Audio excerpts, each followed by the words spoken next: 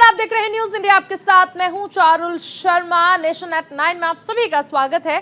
इस बुलेटिन में हम आपको दिखाएंगे देश भर की खबरें, पूरब से लेकर पश्चिम तक की खबरें, उत्तर से लेकर दक्षिण तक की खबरें। तो चलिए शुरुआत करते हैं खबरों के सिलसिले की।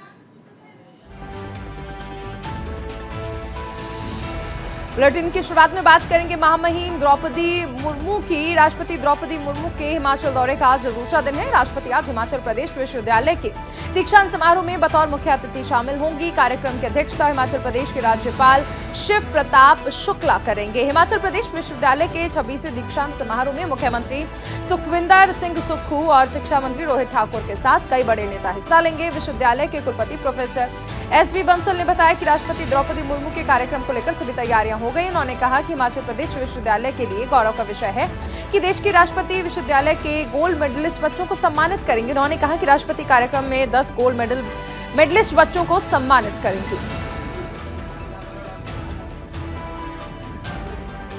खबरों में आगे बढ़ेंगे दिल्ली की ओर। गृह मंत्री अमित शाह आज एंटी नारकोटिक्स टास्क फोर्स के राज्य और केंद्र शासित प्रदेशों के प्रमुखों के पहले राष्ट्रीय सम्मेलन का उद्घाटन करेंगे। आयोजन का प्रमुख उद्देश्य नशीले पदार्थ की बिक्री पर नकेल कसने और narcotics drugs and psychotropic substance के तहत दर्ज मामलों की कार्रवाई में तेजी लाना है। सम्मेलन में राज्य के और यूटी के प्रमुख अपने रोड मैप की जानकारी देंगे।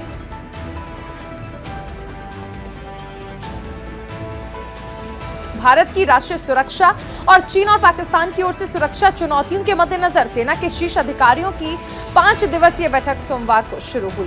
बैठक के पहले दिन सैन्य अधिकारियों ने सेना की युद्ध क्षमता को मजबूत करने के उपाय पर चर्चा की। अधिकारियों ने बताया कि आगे बैठक में 13 लाख जवानों से युक्त सेना के आधुनिकीकरण और उसमें प्रौद्योगिकी जैसे आर्टिफिशियल इंटेलिजेंस प्रशिक्षण, रोबोटिक्स, वर्चुअल रियलिटी आदि के इस्तेमाल पर चर्चा होगी। रक्षा मंत्री राजनाथ सिंह 19 अप्रैल को बैठक को संबोधित करेंगे। पहली बार इस बैठक का आयोजन हाइब्रिड प्रारूप में किया जा रहा है और इसमें सेना के कमांडर और अन्य वरिष्ठ अधिकारी पहले दिन वर्चुअल बैठक में हिस्सा लेंगे। बैठक के दौरान पूर्वी लद्दाख में वास्तविक नियंत्रण रेखा पर पिछले 3 साल से चल रहे विवाद सहित जम्मू कश्मीर के हालात पर विस्तार से चर्चा होने की उम्मीद की जा रही है। अगली खबर कर्नाटक से है, जहां विधानसभा चुनाव को लेकर नामांकन प्रक्रिया शुरू हो चुकी है। नामांकन की आखिरी तारीख 20 अप्रैल है और इसी कड़ी में कर्नाटक कांग्रेस प्रमुख डीके शिवकुमार ने मंगलवार को अपना नामांकन दाखिल किया। वहीं सीएम बसवराज बोम्मई आज अपना नामांकन दाखिल करेंगे। कहा जा रहा है कि इस दौरान एक्टर किच्चा सुदीपा मुख्यमंत्री के लिए प्रचार करेंगे और इसके अलावा पूर्व सीएम सिद्धरामैया, जगदीश शेट्टार, कुमार स्वामी भी आज अपना नामांकन दाखिल कर सकते हैं। निर्वाचन आयोग के अनुसार नामांकन दाखिल करने की अंतिम तिथि 20 अप्रैल है। नामांकन पत्र की जांच 21 अप्रैल को की जाएगी और नामांकन वापस लेने की अंतिम तिथि 24 अप्रैल होगी।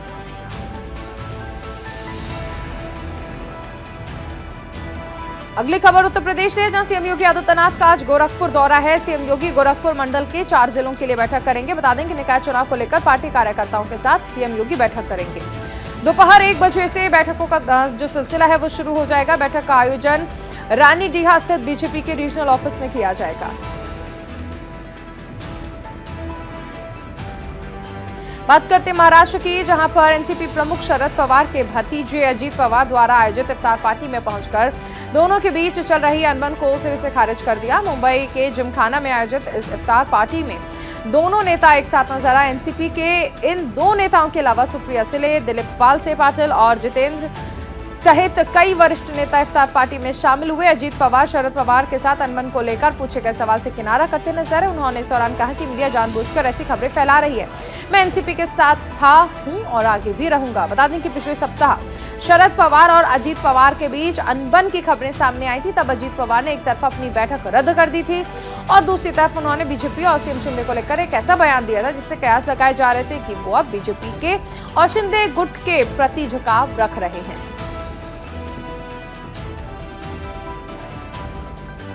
अगली खबर दिल्ली से है, जहां कांग्रेस पार्टी के पूर्व अध्यक्ष राहुल गांधी को पुरानी दिल्ली में मुस्लिम भाइयों के साथ की इफ्तारी करते देखा गया। राहुल गांधी पुरानी दिल्ली की सड़कों पर घूमते और रेहड़ी पटरियों पर खाते हुए नजर आए।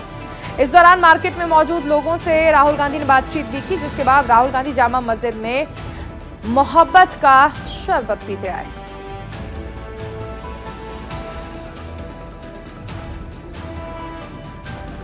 चलिए खबरों में आगे बढ़ते हैं। उत्तर प्रदेश की ओर इत्तेहाद-ए-मिल्लत काउंसिल के अध्यक्ष मौलाना तौकीर रजा ने धरना प्रदर्शन करने का ऐलान किया है। बरेली के इस्लामिया इंटर कॉलेज मैदान में वो धरने पर बैठेंगे। इससे पहले मौलाना तौकीर रजा ने दरगाह आला हजरत स्थित अपने आवास पर प्रेस कॉन्फ्रेंस कर माफिया अतीक अहमद और उसके भाई अशरफ की हत्या को लेकर योगी सरकार पर निशाना साधा। उन्होंने कहा कि उत्तर प्रदेश सहित पूरे प्रदेश में इस वक्त जंगल राज की स्थिति बन गई है। यूपी इन दिनों जो कुछ हो रहा है वो जुल्म है और ये जुल्म इंतहा है। मौलाना तौकीर रजा ने उत्तर प्रदेश में हुए सभी एनकाउंटर्स के लिए मुख्यमंत्री योगी आदित्यनाथ को दोषी ठहराया। मौलाना तौकीर रजा ने तंज कसते हुए कहा कि उस आदमी को भी 120B का मुजरिम जरूर बनाना चाहिए जो कहता है कि मिट्टी में मिला देंगे। अब बात करते हैं राजस्थान के मुख्यमंत्री अशोक गहलोत सुबह 11 बजे झालाना स्थित राजस्थान इंटरनेशनल सेंटर में चिकित्सा और स्वास्थ्य विभाग में नवनियुक्त 1763 चिकित्सकों को शपथ दिलाएंगे। चिकित्सा एवं स्वास्थ्य विभाग के शासन सचिव डॉक्टर पृथ्वी ने बताया कि राज हेल्थ पोर्टल का लोकार्पण भी मुख्यमंत्री गहलोत करेंगे। उन्होंने बताया कि कार्यक्रम में Rajasthan model of public health पर लघु फिल्म का प्रसारण भी किया जाएगा। डॉक्टर पृथ्वी ने बताया कि चिकित्सा एवं स्वास्थ्य मंत्री परसादी लाल मीणा कार्यक्रम में विशिष्ट अतिथि के तौर पर शामिल होंगे। रुक करते हरियाणा की तरफ। पारिवारिक जमीनों के बंटवारे के विवाद को खत्म करने के लिए हरियाणा सरकार जल्द ही नया कानून लेकर आ रही है और इससे सालों तक अदालतों में जमीनों के बंटवारे में लंबित मामलों का निपटारा किया जा सकेगा। इसके अलावा राज्य में लगभग 100 गांव ऐसे हैं जिनकी चकबंदी नहीं हुई है और इसके लिए भी एक वैज्ञानिक तरीके से चकबंदी करवाने की योजना तैयार की जा रही है। जानकारी प्रदेश के मुख्यमंत्री मनोहर लाल ने दी। उन्होंने कहा कि इस समय हजारों की संख्या में केस अदालतों में लंबित हैं और पारिवारिक जमीनों के बंटवारे नहीं हो पा रहे। इस समस्या के निपटारे के लिए हरियाणा सरकार ने नया कानून बनाने का फैसला किया। ये कार्य अंतिम चरण में है। अगली खबर गुजरात से है। विधानसभा चुनावों में करारी शिकस्त के बाद कांग्रेस पार्टी ने लोकसभा चुनाव में मजबूती से टक्कर देने के लिए तैयारियां शुरू कर दी हैं। पार्टी अप्रैल के अंत में शक्ति प्रदर्शन के मूड में है और इसके साथ ही पार्टी लोकसभा के चुनावों की तैयारियों का आगाज भी कर चुकी है। इसके लिए पार्टी ने इस महीने के अंत में राहुल गांधी के साथ प्रियंका गांधी और कांग्रेस शासित राज्य के मुख्यमंत्रियों के साथ शक्ति प्रदर्शन की योजना बनाई है। पार्टी की तरफ से 30 अप्रैल को इस कार्यक्रम को आयोजित किए जाने की तैयारियां की जा रही हैं। पार्टी की तरफ से इस बड़े कार्यक्रम में मध्य गुजरात या फिर उत्तर गुजरात में रखा जा सकता है। इस कार्यक्रम को गुजरात प्रदेश कांग्रेस समिति की कोशिश है कि इस शक्ति प्रदर्शन में कांग्रेस शासित तीनों राज्य के मुख्यमंत्री भी उपस्थित रहे। पार्टी को उम्मीद है कि एक बड़े कार्यक्रम पार्टी कार्यकर्ताओं का मनोबल बढ़ाने में सफल रहेगा और इसके बाद लोकसभा चुनाव की तैयारियों को तेज गति से आगे बढ़ाया जा सकेगा। अगली खबर झारखंड से है, जहां उत्तर प्रदेश के मुख्यमंत्री योगी आदित्यनाथ ने लखनऊ में कपड़ा पार्क में समझौता ज्ञापन पर हस्ताक्षर कार्यक्रम में शामिल हुए। इस दौरान सीएम योगी के साथ केंद्रीय मंत्री पीयूष गोयल रहे। इस मौके पर सीएम योगी ने कहा कि यूपी देश का एक कृषि प्रधान राज्य है, जहां के लोग कृषि पर निर्भर रहते हैं और कृषि के बाद लोगों का आजीविका का साधन कपड़ा उद्योग है। खबरों में बात करेंगे पश्चिम बंगाल की। पश्चिम बंगाल विधानसभा में विपक्ष के नेता शुभेंदु अधिकारी ने बड़ा दावा किया। शुभेंदु अधिकारी ने कहा कि भारत निर्वाचन आयोग ने जब तृणमूल कांग्रेस का राष्ट्रीय पार्टी का दर्जा वापस ले लिया, उसके तुरंत बाद मुख्यमंत्री ममता बनर्जी ने केंद्रीय गृह मंत्री अमित शाह को फोन किया और उनसे 2024 के लोकसभा चुनाव तक तृणमूल की राष्ट्रीय पार्टी का दर्जा बरकरार रखने की अपील की। गृह मंत्री ने उन्हें साफ तौर पर कहा कि आयोग के फैसले को उनकी ओर से वापस नहीं लिया जा सकता है, क्योंकि इलेक्शन कमीशन ऑफ इंडिया एक ऑटोनोमस बॉडी है और वहीं इन दावों पर मुख्यमंत्री ममता बनर्जी की ओर से कोई प्रतिक्रिया नहीं आई है। हालांकि तृणमूल के प्रवक्ता कुणाल घोष ने अधिकारी की ओर से दिए गए दावे को खारिज करते हुए कहा कि ये एक गद्दार की ओर से झूठ फैलाने का जबरदस्त प्रयास है।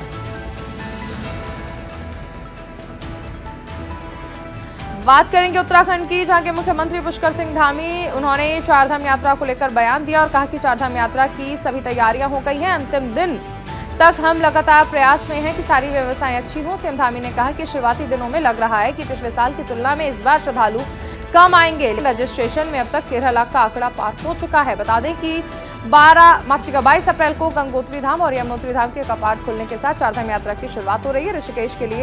ऋषिकेश से यात्रा के लिए तीर्थ यात्रियों का पहला जत्था 21 अप्रैल को रवाना होगा। खबरों में रुख करते मध्य प्रदेश की ओर, जहां सीएम शिवराज सिंह चौहान का आज हरदा दौरा है। हरदा में सीएम शिवराज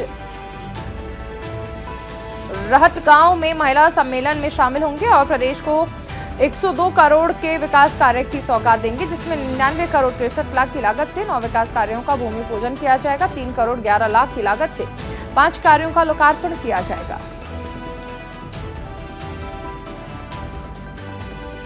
अगली खबर आंध्र प्रदेश से है। मुख्यमंत्री वाईएस जगनमोहन रेड्डी ने विद्याधरपुरम में आयोजित इफ्तार पार्टी में भाग लिया। सीएम जगनमोहन रेड्डी ने रमजान के पवित्र महीने में उपवास रखने वाले सभी मुस्लिम समुदाय के सदस्यों से मुलाकात की और साथ ही इस दौरान सीएम जगन ने हजारों की संख्या में मौजूद लोगों के साथ इफ्तार की नमाज अदा की और लोगों को संबोधित करते हुए रमजान की शुभकामनाएं दी। उनसे रमजान के पवित्र महीने के दौरान राज्य की भलाई के लिए प्रार्थना करने को कहा। उन्होंने कहा कि मैं चाहता हूं कि आपकी सभी प्रार्थनाएं सुनी जाएं और उनका उत्तर दिया जाए। सीएम जगन के साथ इस इफ्तार में अल्पसंख्यक मंत्री SK अमजद बादशाह भी और साथ ही कई और अधिकारी और नेता भी शामिल हुए। बात करेंगे हिमाचल प्रदेश की धर्मशाला में आयोजित आज से 2 दिनों तक G20 की बैठक की मेजबानी होने वाली है और इसके साथ कांगड़ा एयरपोर्ट पर खास सजावट की गई है। कांगड़ा एयरपोर्ट की साज सज्जा के अलावा राष्ट्रीय राजमार्ग और अन्य सड़कों के दोनों तरफ आकर्षक तरीके से उन्हें सजाया गया है। सुरक्षा की दृष्टि से एयरपोर्ट से धर्मशाला तक पुलिसकर्मी तैनात किए गए हैं। बैठक में G20 देशों के 70 प्रतिनिधि हिस्सा लेंगे और इस बैठक में बता दें कि विज्ञान और प्रौद्योगिकी के मुद्दों पर चर्चा की जाएगी। अगली खबर जयपुर से है, जहां खेल परिषद की जमीन पर अतिक्रमण को लेकर विवाद चल रहा है। IPL मैच से पहले खेल मंत्री अशोक चांदना ने स्टेडियम में ताला लगाने की चेतावनी दी थी और कहा था कि स्टेडियम में स्वीकृति से ज्यादा निर्माण किया जा रहा है। MOU से ज्यादा अतिक्रमण को सीज किया जाएगा। बता दें कि जयपुर में 3 साल बाद आज मैच खेला जाना है। अगली खबर कर्नाटक से है। कर्नाटक चुनाव में सभी पार्टियां अपना जोर आजमा रही हैं। कांग्रेस, बीजेपी सहित तमाम पार्टियां प्रचार में जुटी हैं। तमिलनाडु के मुख्यमंत्री MK स्टालिन और DMK नेता कनिमोझी भी कांग्रेस के लिए प्रचार करने कर्नाटक आ सकते हैं। अगर स्टालिन प्रचार करने आते हैं तो ये विपक्ष को एकजुट करने के कांग्रेस के प्रयासों का एक बड़ा कदम साबित होगा। कर्नाटक तमिलनाडु के साथ सीमाओं को साझा करता है। कर्नाटक लगभग 5% तमिलों का घर है। बेंगलुरु, मैसूर, कोलार, चामराजनगर, हुबली और शिमोगा में तमिल मतदाताओं की संख्या काफी है। द्रविड़ वोटों के कारण कांग्रेस का मानना है कि तमिलनाडु CM MK स्टालिन और कनिमोझी अच्छे प्रचारक हो सकते हैं। कर्नाटक में 10 मई को मतदान है, 13 मई को मतगणना है। अगली खबर बिहार से है, जहां राज्य में जमीन के ऑनलाइन दाखिल खारिज पर बड़े पैमाने पर फर्जीवाड़ा पकड़ा गया है। रजिस्ट्रार 2 में दर्ज भूमि के रिकॉर्ड को ऑनलाइन करने के दौरान फर्जीवाड़ा पकड़ा गया। इसमें अंचल कार्यालय के तैनात डेटा एंट्री ऑपरेटर्स और राजस्व कर्मियों की मिलीभगत पाई गई है। इसके बाद CM के निर्देश पर राजस्व और भूमि सुधार विभाग ने ऐसी भूमि के दाखिल खारिज पर रोक लगा दी है जिसमें रिकॉर्ड ऑनलाइन ना हो। ऐसी भूमि को कोई कर्मचारी या फिर कोई अधिकारी दोबारा दाखिल खारिज नहीं कर सकेगा और इसके लिए सिस्टम को लॉक कर दिया गया है। फिलहाल मामले की जांच चल रही है। प्रदेश के कई जिलों में ऐसे मामले सामने आए हैं। विभाग इस मामले की समीक्षा करेगा। खबर केरल से है, जहां CM स्टालिन के पत्र का जवाब CM पिनराई विजयन ने दिया है। बता दें कि तमिलनाडु के मुख्यमंत्री MK स्टालिन ने CM पिनराई को पत्र भेजा था, जिसमें लिखा कि जैसे तमिलनाडु विधानसभा में विधेयकों को मंजूरी देने के लिए राज्यपाल के लिए समय सीमा तय करने के लिए प्रस्ताव पारित किया गया था, वैसे ही केरल विधानसभा में भी इस विधेयक पर प्रस्ताव लाना जाना चाहिए। जिसका जवाब देते हुए CM पिनराई ने कहा कि संविधान के रक्षक होने के तौर पर हमें साथ मिलकर काम करना चाहिए। हालांकि राज्यपाल को विधेयक का जवाब देने के लिए समय सीमा तय करने का प्रावधान तो संविधान में नहीं है, लेकिन ये आवश्यक है। हम पूरे दिल से आपका सहयोग करने के लिए तैयार हैं। प्रस्ताव पर विचार किया जाएगा। बात करेंगे छत्तीसगढ़ के मुख्यमंत्री भूपेश बघेल की, जिन्होंने रायपुर में राज्य पुलिस अकादमी में आयोजित दीक्षांत समारोह में शामिल होकर परेड की सलामी ली। इस मौके पर DGP अशोक जुनेजा मौजूद रहे। इस दौरान 25 DSP की ट्रेनिंग पूरी हो गई और राज्य को नए DSP मिले हैं, जो अब फील्ड पर आकर सेवा देंगे। मुख्यमंत्री भूपेश बघेल ने नेताजी सुभाष चंद्र बोस की एक प्रतिमा का अनावरण किया। प्रतिमा राज्य पुलिस अकादमी में लगाई गई है। अकादमी को नेताजी सुभाष चंद्र बोस का भी नाम दिया गया है। इस मौके पर प्रदेश के मुख्यमंत्री भूपेश बघेल ने कहा कि राज्य पुलिस अकादमी में सफलतापूर्वक ट्रेनिंग पूरी करने वाले सभी DSP को मैं शुभकामनाएं देता हूं और अब वो अपने कर्तव्यों का पालन निष्ठा से एवं ईमानदारी से काम करेंगे। अगली खबर असम से है, जहां पर सीएम हेमंत बिस्वा शर्मा ने खालिस्तान समर्थक अमृतपाल सिंह के खिलाफ कार्रवाई को लेकर पंजाब सरकार की तारीफ की। उन्होंने पंजाब के मुख्यमंत्री भगवंत मान को सही समय पर कार्रवाई करने के लिए धन्यवाद दिया। सीएम हेमंत बिस्वा शर्मा ने दिल्ली को नगर निगम बताते हुए अरविंद केजरीवाल पर हमला बोला और कहा कि केजरीवाल जी केवल एक नगर पालिका के मुख्यमंत्री हैं, लेकिन भगवंत मान जी एक बड़े राज्य के मुख्यमंत्री हैं। उन्होंने खालिस्तान के खिलाफ अच्छी कार्रवाई की। कार्रवाई बहुत जरूरी थी। अगली खबर छत्तीसगढ़ के बेमेतरा से है, जहां पर सांप्रदायिक हिंसा पर प्रदेश के मुख्यमंत्री भूपेश बघेल ने बड़ा बयान दिया है। भूपेश बघेल ने कहा कि घटना बहुत ही दुर्भाग्यपूर्ण है। इसमें जो भी अपराधी शामिल होंगे सभी को खोज कर उन पर सख्त कार्रवाई की जाएगी। अब तक इस मामले में 11 लोगों को गिरफ्तार किया जा चुका है। बता दें कि रायपुर से करीब 100 किलोमीटर दूर बिरनपुर गांव में स्कूली बच्चों के बीच हुए एक झगड़े के बाद हिंसा भड़क गई थी और इस झड़प में एक स्थानीय युवक की मौत हो गई, जबकि 3 पुलिसकर्मी घायल हो गए, जिसके बाद वहां पर जिला प्रशासन की ओर से धारा 144 लागू कर दी गई। आगे बढ़ेंगे झारखंड की ओर। हेमंत सोरेन सरकार की तरफ से लाई गई नियोजन नीति के विरोध में राजधानी रांची सहित सभी जिला और प्रखंड मुख्यालय में छात्र संगठन ने मशाल जुलूस निकाला। राजधानी रांची में प्रदर्शनकारी छात्रों ने जयपाल सिंह मुंडा स्टेडियम से अल्बर्ट अक्का चौक तक मशाल जुलूस निकाला। इस दौरान छात्रों ने राज्य सरकार के खिलाफ नारेबाजी की। मशाल जुलूस में शामिल छात्रों ने 60-40 नाय चालकों चलतों का नारा लगाया था और इस बीच झारखंड स्टेट स्टूडेंट्स यूनियन ने 19 अप्रैल को झारखंड बंद का आह्वान किया। छात्र संगठनों के 3 दिवसीय आंदोलन का हिस्सा है। मशाल जुलूस में शामिल छात्रों ने कहा कि जब तक हमारी मांगें पूरी नहीं होती हैं, आंदोलन इसी तरह से जारी रखा जाएगा। खबर कर्नाटक से है, जहां कनकपुरा विधानसभा सीट से चुनाव लड़ रहे बीजेपी के नेता और अशोक ने विधानसभा चुनाव के लिए अपना नामांकन दाखिल किया। नामांकन से पहले रोड शो का आयोजन किया गया, जहां बड़ी संख्या में पार्टी के कार्यकर्ता और उनके समर्थक मौजूद थे। कनकपुरा से उनका सीधा मुकाबला कांग्रेस के डी शिव कुमार से है। हालांकि आर अशोक का पारंपरिक निर्वाचन क्षेत्र रहा है, लेकिन बीजेपी ने उन्हें इस बार कनकपुरा से टिकट दिया है। बता दें कि डी शिव कुमार ने 17 मार्च को ही अपना नामांकन दाखिल किया था और उनकी नामांकन रैली के दौरान भी भारी भीड़ देखने को मिली थी। दरअसल कांग्रेस और बीजेपी दोनों नेताओं ने राज्य में आगामी विधानसभा चुनाव जीतने को लेकर आश्वस्त हैं, जहां बीजेपी दावा कर रही है कि वो सत्ता बरकरार रखेंगे। वहीं कांग्रेस पार्टी चुनाव में कम से कम 150 सीटों को उम्मीद कर रही है। अब नॉर्थ ईस्ट का रुख करते हैं और बात अरुणाचल प्रदेश की करेंगे, जहां पर तवांग जिले के जिमिथांग इलाके में गोरसाम स्तूप में नालंदा बौद्ध परंपरा के 1 दिवसीय राष्ट्रीय सम्मेलन का आयोजन किया गया। सम्मेलन में अरुणाचल प्रदेश के मुख्यमंत्री पेमा खांडू ने शिरकत की। इस मौके पर सीएम पेमा खांडू ने कहा कि राज्य में बौद्ध आबादी का एक बड़ा हिस्सा है और सौभाग्य से वो अपनी संस्कृति और परंपरा को धार्मिक उत्साह के साथ बचाए हुए हैं। अरुणाचल प्रदेश मिश्रित धार्मिक अनुयायियों का घर है और इस सम्मेलन की खास बात यह है कि जिस जेमी थांग गांव में ये सम्मेलन हो रहा है, वो अरुणाचल प्रदेश का भारत चीन सीमा पर आखिरी गांव है। इस सम्मेलन में 600 बौद्ध प्रतिनिधि शामिल हुए। हिमालय क्षेत्र में बौद्ध धर्म को बढ़ावा देने के लिहाज से एक बड़ा सम्मेलन माना जा रहा है।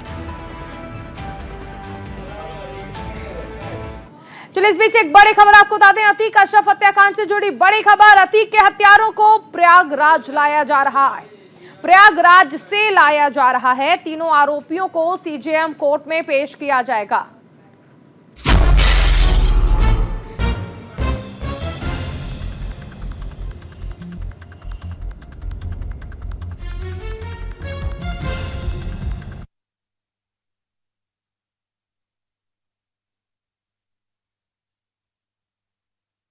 यहाँ पर पहुंच चुके हैं। आरएएफ की टीम यहाँ पर पहुंची हुई है और कोशिश की जा रही है। अपने क्या सहयोग चाहेंगे आपको जो है तो तीनों आरोपियों की सीजेएम कोर्ट में पेशी होनी है। कोर्ट परिसर में देखिए सुरक्षा बढ़ा दी गई है। तीनों आरोपियों को प्रयागराज लाया गया है। पहुंच चुके हैं प्रयागराज। अरसर प्रतापगढ़ से इन्हें प्रयागराज लाया गया है। सुरक्षा के कड़े इंतजाम किए गए हैं। कोर्ट परिसर के बाहर सुरक्षा बढ़ा दी गई है। पुलिस रिमांड के लिए देखिए यहां पर बहस भी होगी।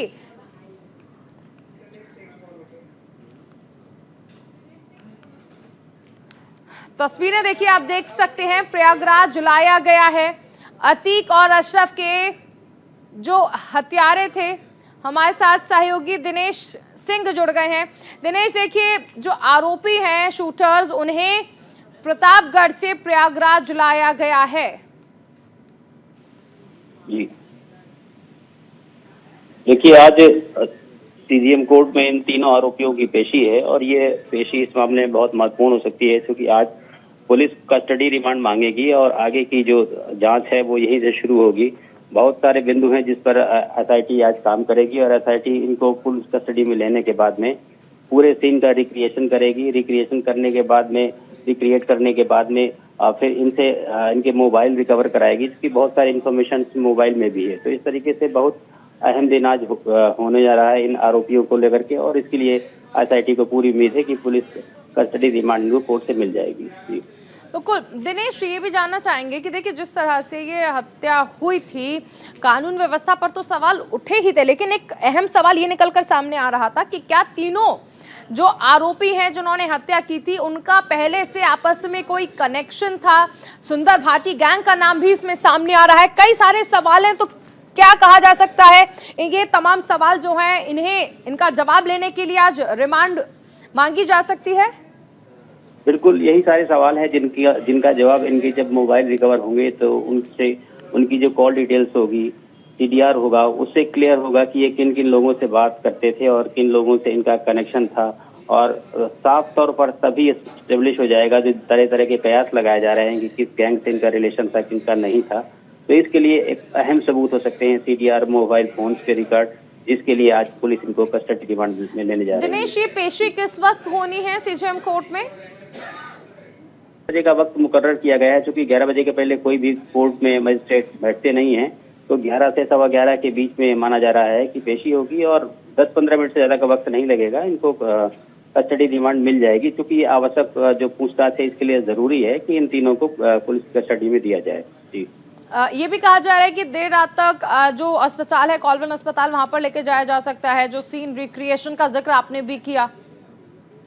बिल्कुल, देखिए, जिन जिन जगहों से ये सबूत मिल सकते हैं कि जहां पर ये लोग गए थे, उस लॉज में ये लोग ले जाए, इन तीनों आरोपियों को ले जाया जाएगा जहां पर ये लोग ठहरे थे।